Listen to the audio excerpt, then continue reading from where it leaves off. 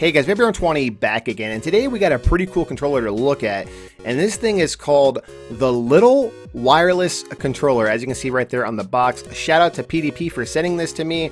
You guys know I have a big growing collection of controllers, and this one really does pack a punch. It's very well built. I hear so many great things about the D-pad on this controller, so I can't wait to try it out. So let's go ahead and unbox this and see what we're dealing with. Now this controller is really designed to take on the go, so if you like to take your Switch on the go, this one can kind of just put in your pocket, so it's very small. And if you got big hands, I don't know how it's going to feel, so that's what we're going to try out. So as you can see, it's got a USB-C cord here, and it comes with some instructions. No one really reads those anymore, right? So let's go toss those to the side. And as you can see, this thing has like a purple and gray color scheme. I love it. It kind of gives me like a Super Nintendo, vibe here. I really do like it. So, I don't know. I like it. It is kind of small. I got big hands, so it feels good. As you can see right here on the back, it does have a spot to plug it in to charge it. That's where the USB-C goes, and then there's your sync button. And the buttons are kind of clicky. The D-pad is really stiff, but we ain't gonna know till we actually put this to the test, and that's what we're gonna do today. So let's go ahead and put this baby to the test, play some games, and see how it performs. Okay guys, the first thing you need to do is obviously, sync the controller to the Switch. So as you can see, we're on the main menu here. And I'm going to take you through the process just in case you've never set up a controller yet on the Switch.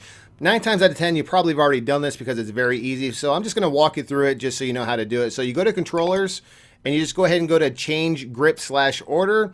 And now pretty much all your controllers are disconnected from your Switch. So you go ahead and take the new controller that we just unboxed and you go ahead and hit the sync button. Just hold the bad boy in.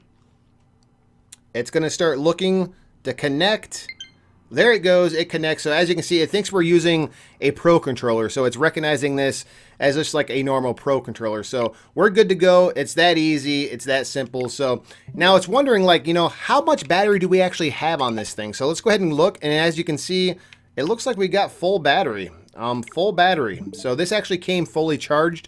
Now, once you're done playing the first time, I recommend plugging it in and fully charging it again because it's probably not truly fully charged because they never are. They always lose some charge, with shipping and everything else. So let's go ahead and start up a game. The first thing I want to test out is obviously the D-pad. You guys know I'm like a huge platformer guy. I love, old school games. So we're just going to boot up Mario Brothers. It's a really great game to just, try out the D-pad. So that's what we're going to do. So let's go ahead and just do that right now. Okay guys, here we are. We booted up the NES online service. We're going to play some Super Mario Brothers and see how good the D-pad feels. It feels good, but we haven't actually tried it out yet. So let's see. So it feels pretty stiff, which I kind of like. I like a nice stiff D-pad. So far it's responsive. I'll let you know here just in a second once I try to do some.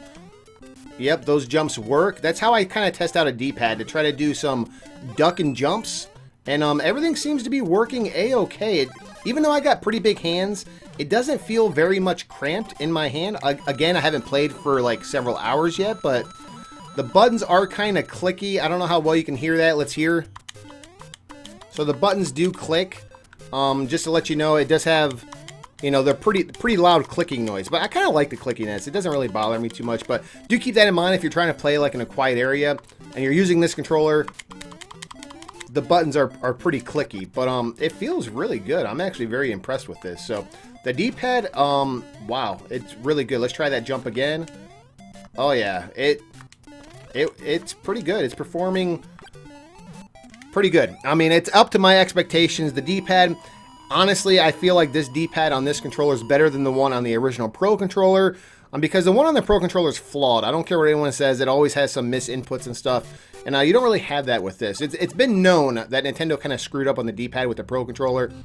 But it looks like they might have fixed it on this. So this feels really good. The only complaint that I have is pretty much how loud the buttons are. They are pretty clicky. And that's pretty much it. Pretty good. I think the D-pad looks great. We are going to try like Mario Kart just to try out the, the control stick just to make sure that's functioning properly. So let's go ahead and switch over to that game. Okay guys, I booted up Mario Kart. Let's go ahead and just do a versus race. Doesn't really matter. We're just doing this for testing purposes. Doesn't really matter what track or anything I choose. Let's go ahead and just get my, normal setup here. Do a 150cc race. And what's a track that has a lot of turns, I would imagine? Let's see.